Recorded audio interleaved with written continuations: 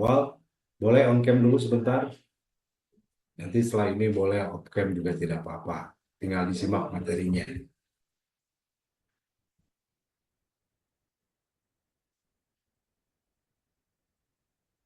Masih ada yang belum on cam, silakan beri kesempatan 1 menit.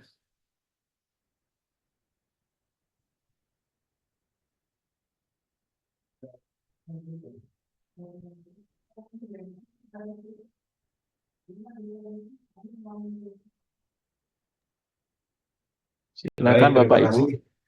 Yang belum on cam itu masih ada, Ustaz. Masih ada, sudahlah, berarti tidak on cam ya, yang ada saja. Baik, saya mulai share screen. Kita lanjutkan pembahasan kita. Eh, kita memasuki kepada arkanus sholat, rukun-rukun sholat. Jadi kalau di silabus kita ini harusnya sudah selesai ya, tapi karena kepotong saya mengikuti bertugas umroh dan em, 2 pekan berarti tidak masuk diikutkan atau mengikuti yang berpusat Hendra. Eh, jadi ini belum selesai, kita selesaikan sampai mana selesai maka nanti eh, itu ya akan diujikan gitu ya. Kemarin kita sudah diundang atau diberitahu insya Allah pekan depan akan ada briefing para pemateri untuk seperti apa nanti bentuk ujiannya. Apakah ujian lisan, ujian tulisan, penugasan dan sebagainya akan dibahas pekan depan ya. Baik, kita memasuki rukun ke-6. Kalau tidak salah saya izin mengulang secara ringkas tentang arkanus sholat ini. Rukun-rukun sholat dari yang pertama ya diulang secara ringkas saja karena sudah kita pelajari bersama di pekan lalu ya. Fi arkanis sholat, pasal fi arkanis sholat, rukun tentang eh, pasal atau bab tentang rukun-rukun sholat. Di sini menulis saya Imam Nawawi, sama penulis Fathul Qorib ini menulis ada 18 ya, maaf 17. Arkanus salat sama niyata asyara ruknan wa fi badinus sab'ata asyara. Beliau menyebutkan ada 18 rukun atau sebagian pendapat ada 17. Yang pertama adalah niat, kita sudah bahas. Yang kedua adalah al-qiyamu ma'akudrati, berdiri bagi yang mampu. Yang ketiga takbiratul ihram, melakukan takbiratul ihram, membaca Allahu Akbar. Kemudian yang keempat qiraatul Fatihah, membaca suratul Fatihah. Kemudian yang kelima ar-ruku, ya kita melakukan ruku. Sudah sampai sini kita bahas dengan berbagai penjelasannya. Kita masuk rukun yang keenam yaitu at-tumanina. Rukun yang keenam adalah tumanina. Ya sambil dipahami, sambil dihafal karena kemungkinan nanti ditanya berapa rukun sholat, apa saja rukun sholat. Berarti kalau merujuk ke kitab ini 17 sampai 18 harus apa ya. Tumanina wahya sukunun ba'dal harakah, yaitu diam setelah bergerak ya, sukun. Nah, kalau kita baca Quran kan ada fathah, kasroh, doma, sukun. Apa artinya sukun?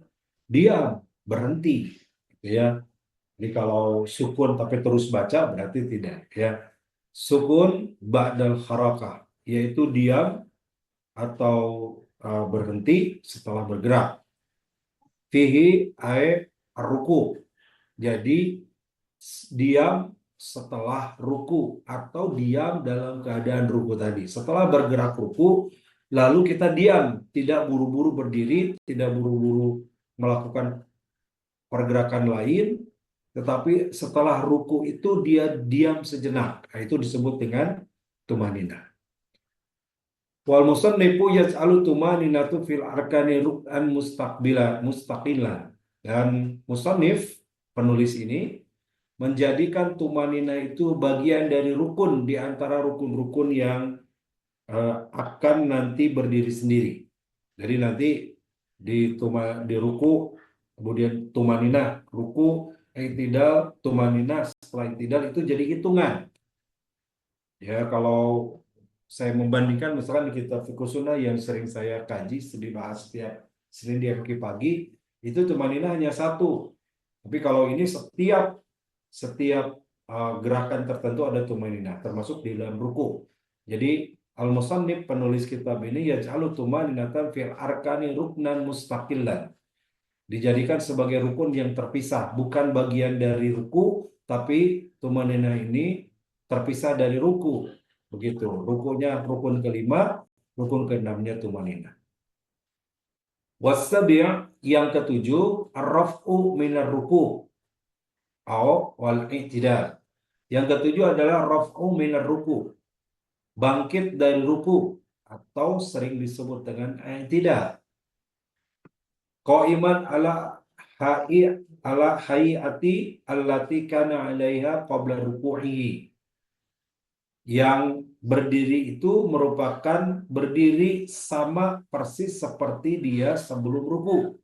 Jadi kan kita berdiri sebelum ruku, kemudian ruku, kembali lagi berdiri seperti sebelum ruku. Berdirinya tegak, ya. Min qiyamin qadirin, dengan berdiri bagi yang mampu, wa qu'udi ajizin anil qiyam, dan duduk bagi yang tidak mampu untuk berdiri. Itu disebut dengan i'tidal, ya, atau raf'u minar ruku, bangkit dari ruku. Kedelapan, at-tumaninatu fihi, tumanina di dalamnya. Yang kedelapan, tumanina ketika i'tidal. Ya, fihi i'tidal, tumanina ketika i'tidal.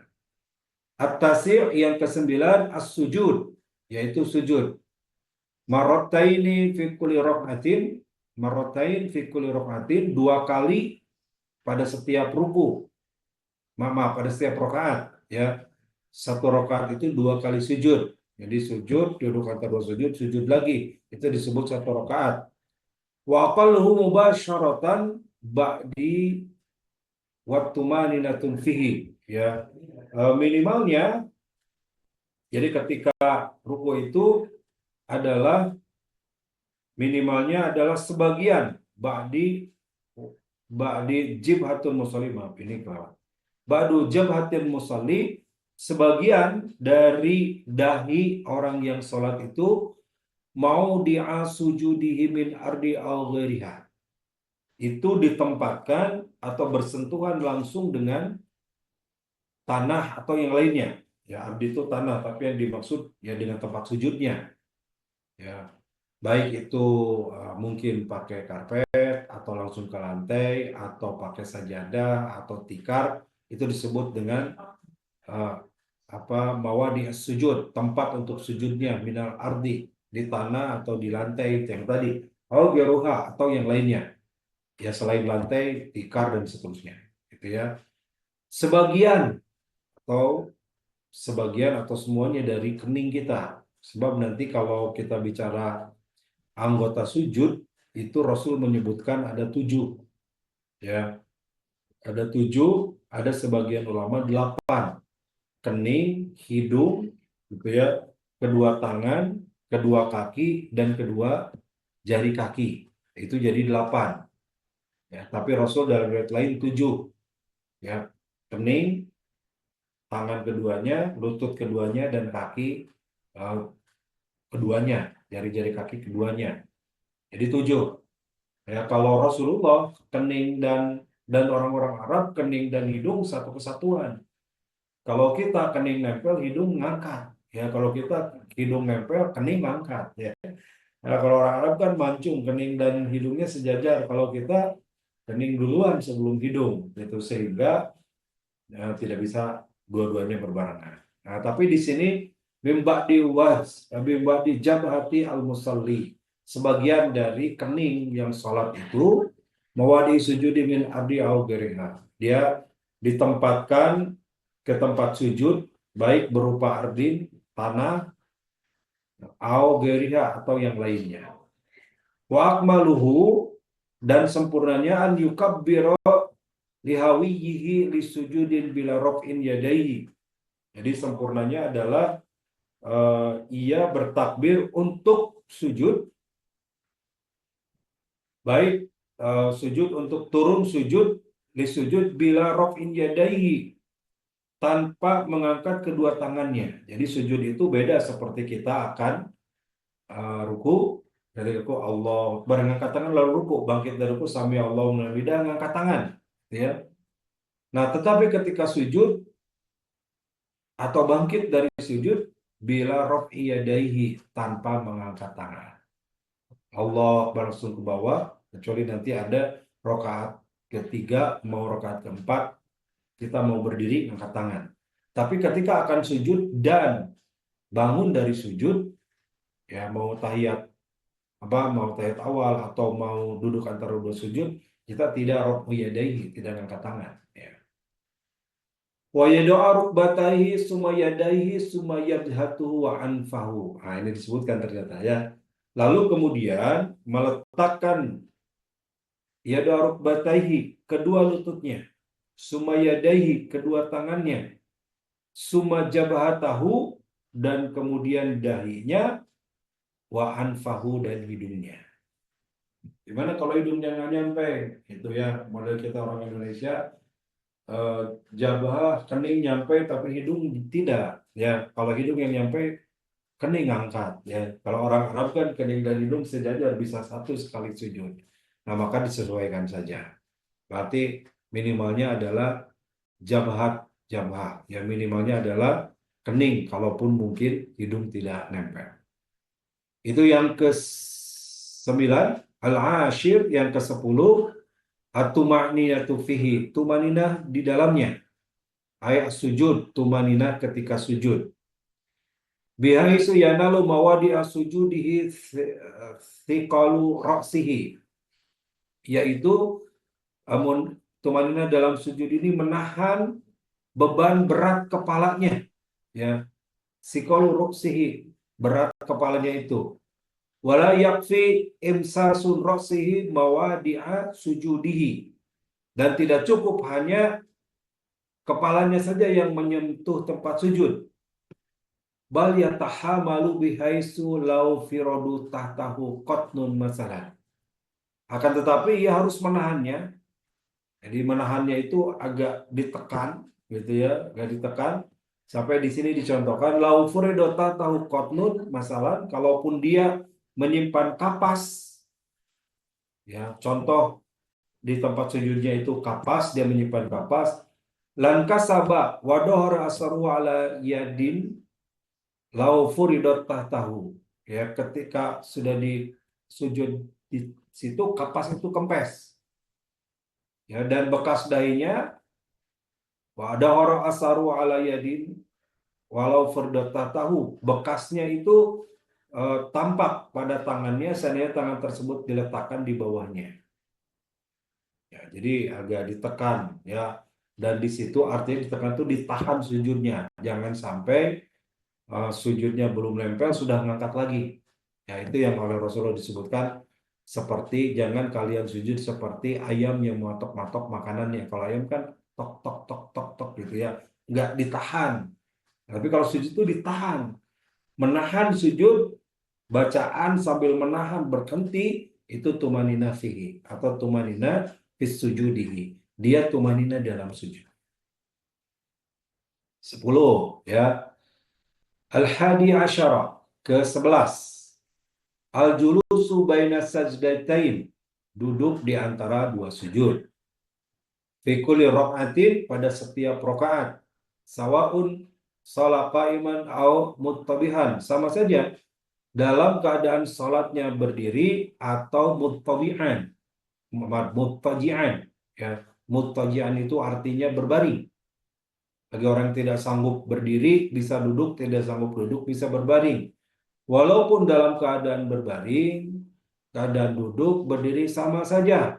Tetap satu rakaat itu 2 kali sujud, dan di antara 2 sujud itu ada al-julusu baina sajdatain, duduk di antara 2 sujud.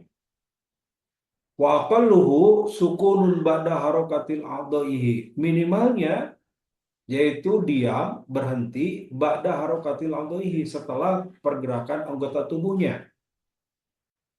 Wa akmaluhu, dan sempurnanya az-ziyadatu ala dzalika bidu'a wal waridi fihi, yaitu lengkapnya, idealnya, sempurnanya menambah dengan doa atau wirid di dalamnya. Jadi ada doa-doa atau wirid di dalam duduk antara dua sujud tadi, ya, Rabbik firli warhamni wajibuni dan seterusnya. Ada banyak riwayat bacaannya, gitu ya.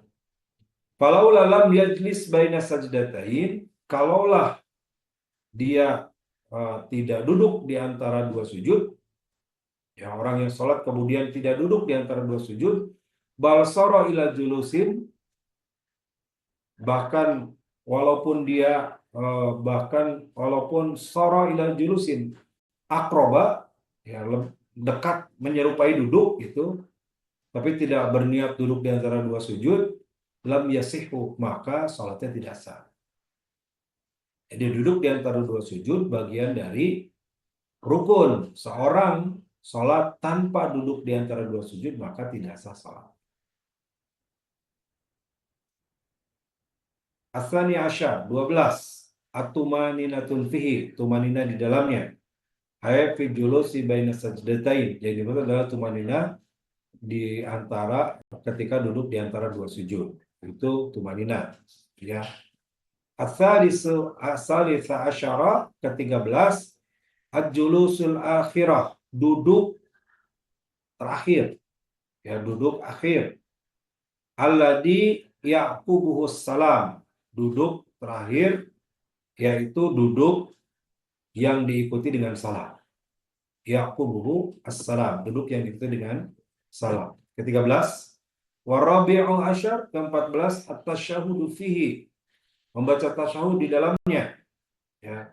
Tasyahud dari kata syahada yusyahidu, artinya membaca asyhadu alla ilaha illallah.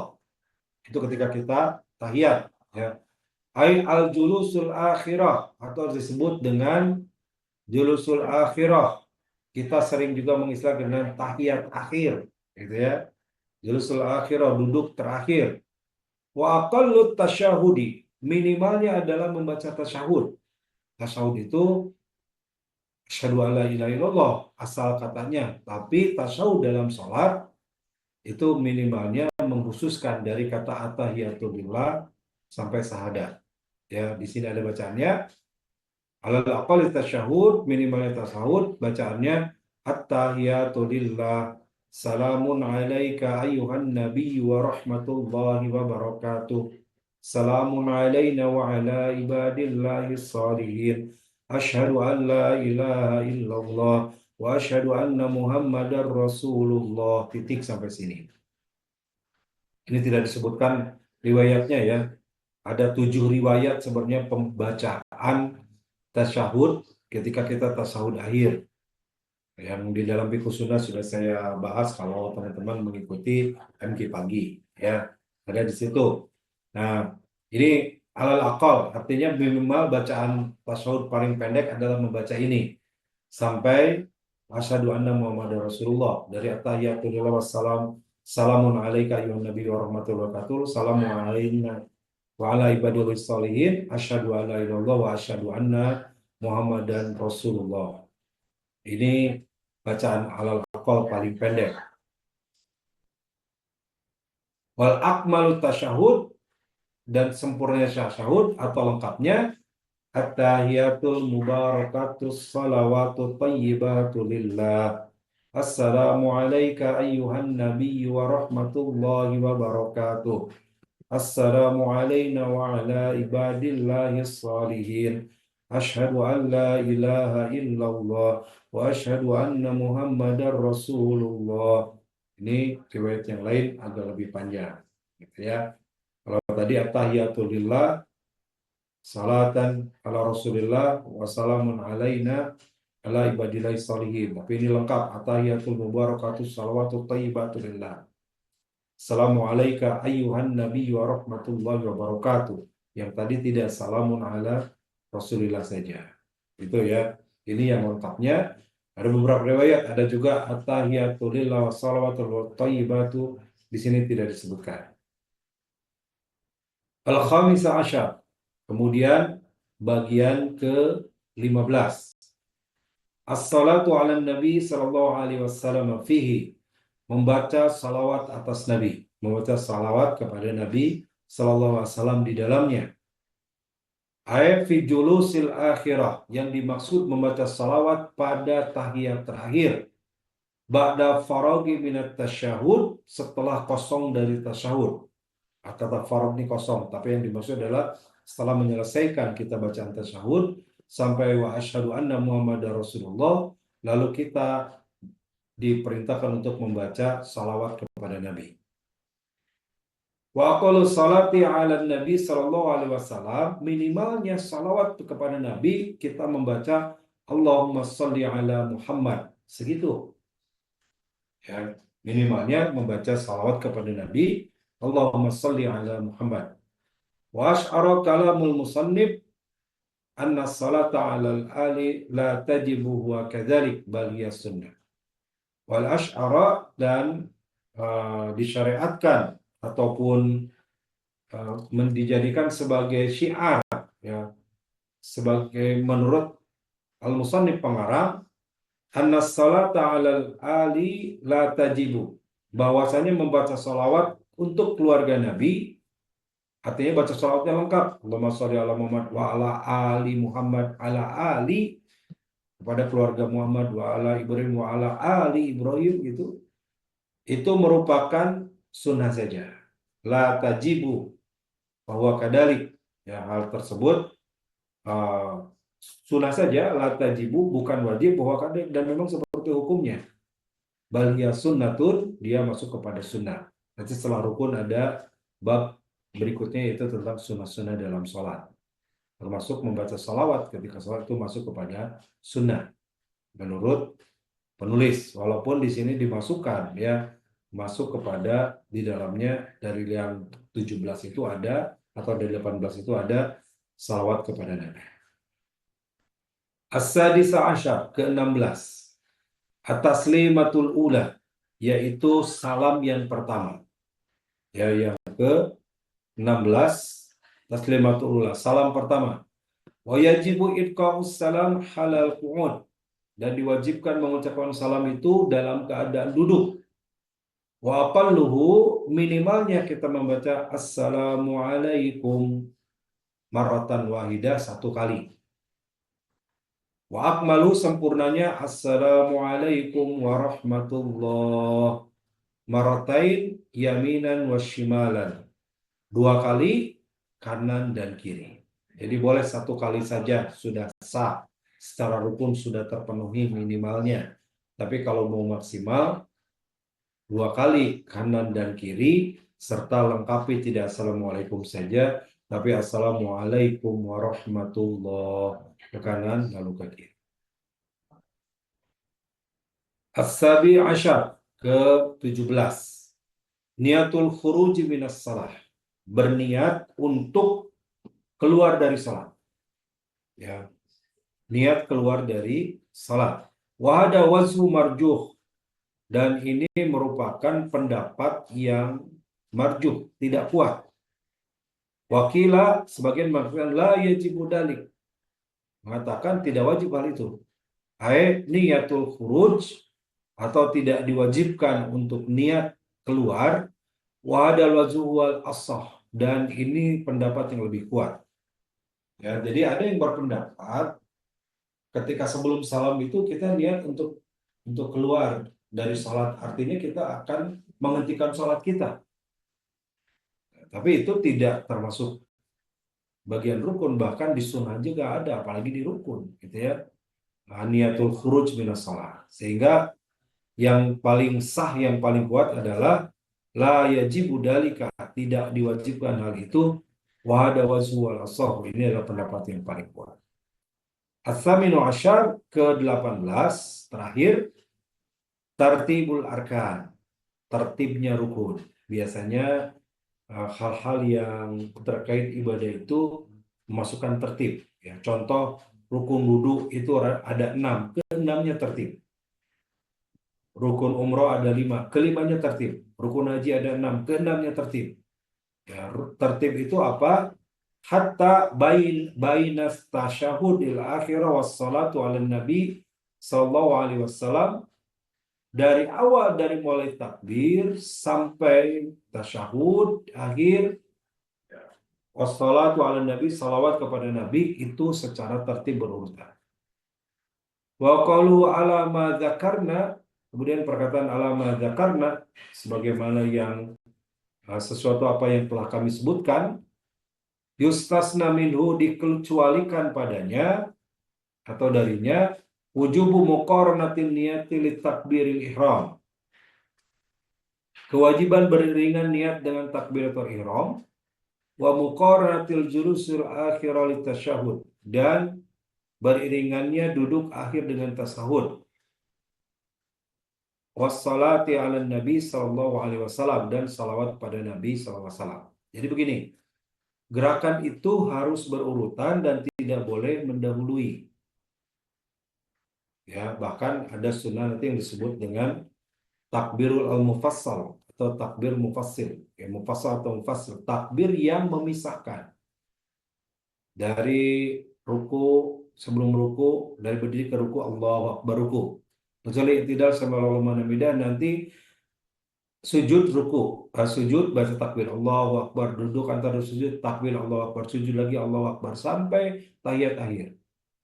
Semua ini tidak boleh tertukar, harus berurutan dan tidak boleh mendahului satu sama lain. Namun ada kekecualian, ada yang dibaca berbarengan. Ya, wujubun muqarranatin niat li takbir. Niat itu disertai dengan takbir berbarengan ketika Allahu Akbar takbir ihram, sambil hati kita itu berniat salat yang kita lakukan. Kalau nanti salat maghrib, maka niat dalam hati salat maghrib sampai takbir Allah. Ketika takbir itu sambil berniat. Nah itu muqarranah. Muqarranatul julusul akhir tasyahud, sambil duduk tahiyat, maka di situ sambil membaca tasawuf, juga sambil membaca salawat kepada Nabi. Nah ini tidak tertib tapi beriringan. Tapi yang lainnya tertib. Baca Fatihah, setelah Fatihah baca surat, termasuk sunahnya, kayak wajibnya ruku, kemudian i'tidal, kemudian sujud, itu dilakukan secara tartiban, ya, secara tertib, secara berurutan. Nah itu saya kira ke-18, dan kalau lihat waktu sudah lewat 1 menit nih. Gimana Ustaz Andi saja, kalau mau ditambah mangga, mau diakhiri boleh gitu ya. Gimana pembawa acara Ustaz Andi. Tapi materi kita sampai rukun diakhiri ya, sampai rukun 18 rukun yang disebutkan di dalam kitab Fathul Qorib ini. Silakan Ustaz Andi. Baik, jazakumullah khair kepada Ustaz Mulyadi yang sudah menyampaikan materinya. Mungkin kita tambah dikit waktunya ya, mudah-mudahan tidak mengurangi keberkahan. Insya Allah tambah waktu, tambah banyak berkahnya. Baik, pada Bapak Ibu sekalian yang ingin bertanya, dipersilahkan. 2 orang penanya. Ikhwan 1, akhwat 1, silakan Bapak Ibu. Apa Ustaz? Ya, silakan. Baik Ustaz, Bismillah, izin bertanya Ustaz. Mangga. Saya Yayan nama Yayan Budi dari SMK Ustaz. Siap, Pak Yayan, mangga. Baik Ustaz, izin bertanya, masih berkaitan dengan sholat, terutama sholat berjamaah dalam pemilihan imam sholat. Ketika kita dihadapkan ada 2 orang calon imam misalkan Ustaz. Ya. Yang satu, calon imam yang satu dia paham akan bacaan sholat, namun hafalan Al-Qur'annya misalkan hanya 1 juz Ustaz. Ya. Kemudian yang satunya lagi, calon imam satunya lagi, dia hafalannya banyak, Ustaz, misalkan 10 juz lah gitu. Tapi dia tidak memahami apa kandungan atau makna yang ada dalam bacaan sholat. Maka atas kedua hal ini, mana yang harus didahulukan untuk menjadi imam sholat?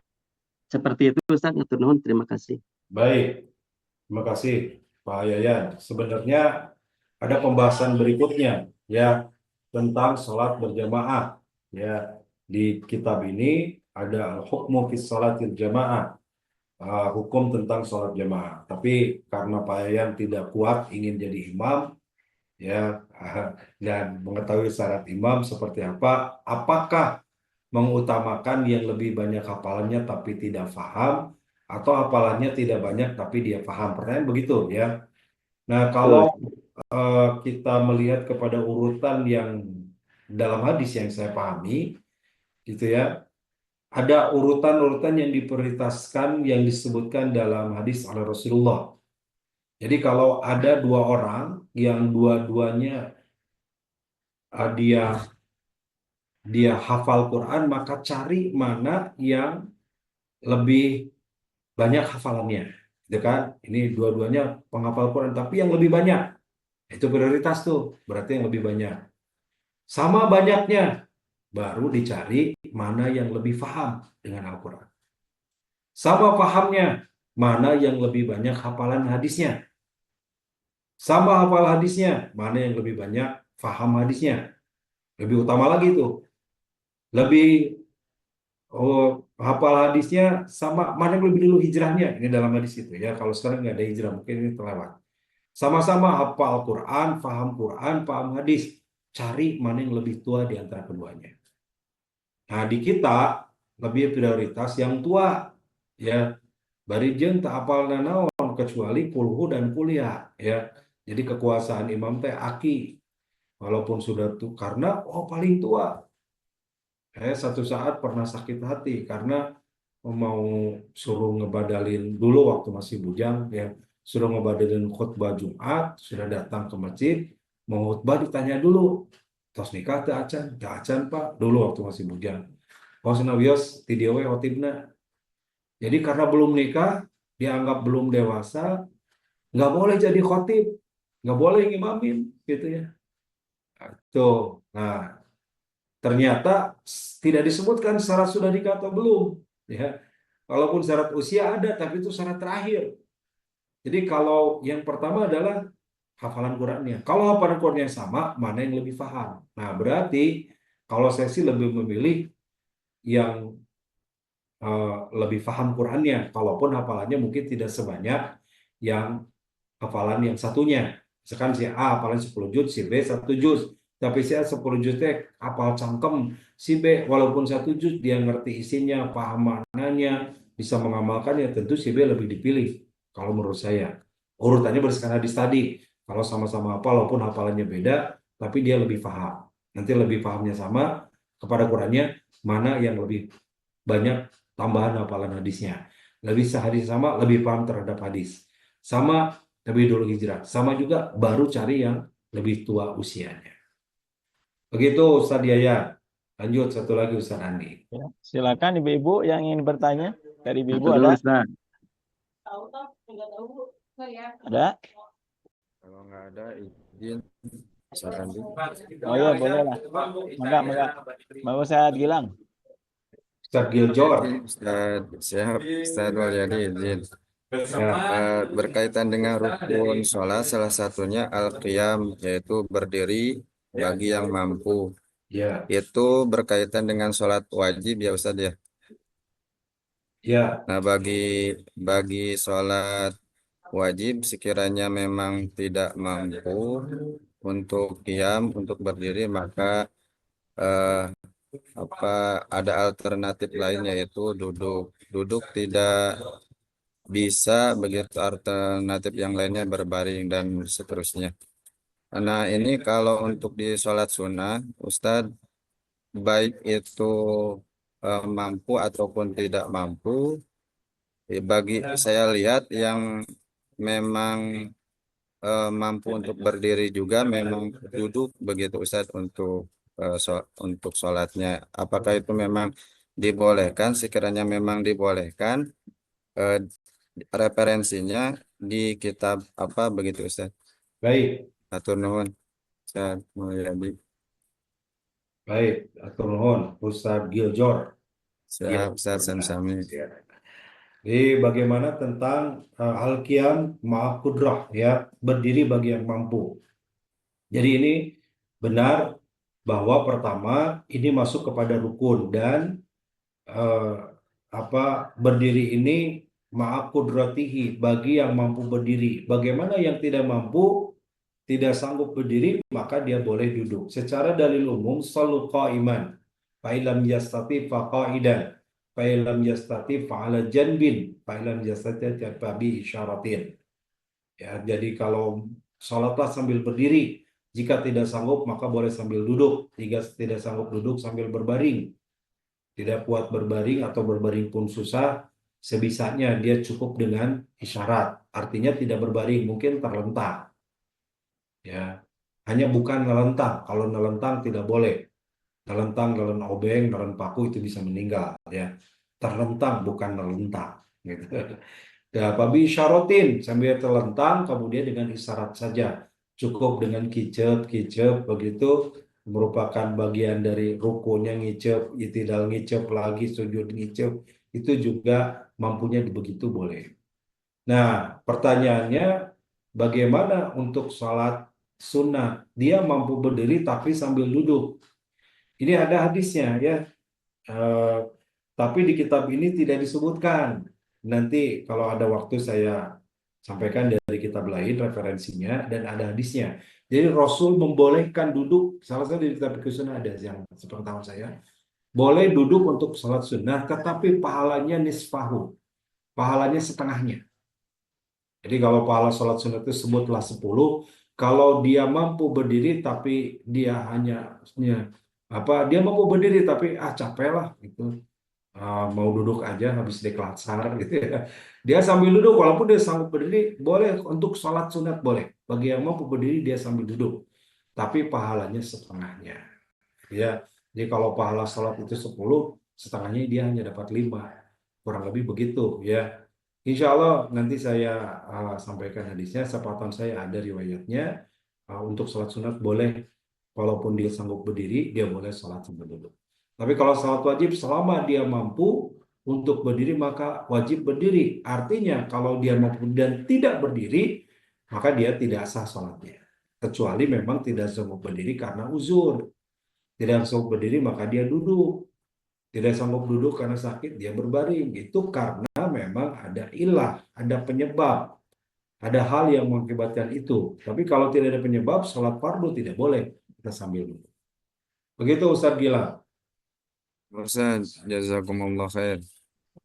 Ya, Bu.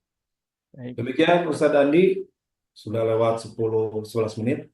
Ya, terima kasih. Semoga ada manfaatnya. Kita sambung pekan depan. Mudah-mudahan masih ada waktu. Kita masih bisa melanjutkan, insya Allah sampai Desember. Ya, mungkin hanya 1-2 sesi lagi dalam hitungan saya karena ada libur tanggal 26 juga pemilu. Mungkin tinggal 1-2 sesi lagi kita akan menghadapi ujian akhir dari pelaksanaan Sakopah ini ya. Entah nanti dilanjut atau tidak saya tidak tahu ya bagaimana nanti hasil koordinasi dengan bagian SMI yang akan dilakukan di pekan depan. Terima kasih dan mohon maaf. Aku qouli hadza wa astaghfirullah li wa lakum. Assalamualaikum warahmatullahi wabarakatuh. Waalaikumsalam warahmatullahi wabarakatuh. Baik, kita tutup dengan doa kifaratul majelis, Bapak Ibu sekalian. Subhanakallahumma wa bihamdika asyhadu an la ilaha illa anta astaghfiruka wa atubu ilaik. Jazakumullahu khairan kepada Ustadz Mulyadi, mudah-mudahan berkah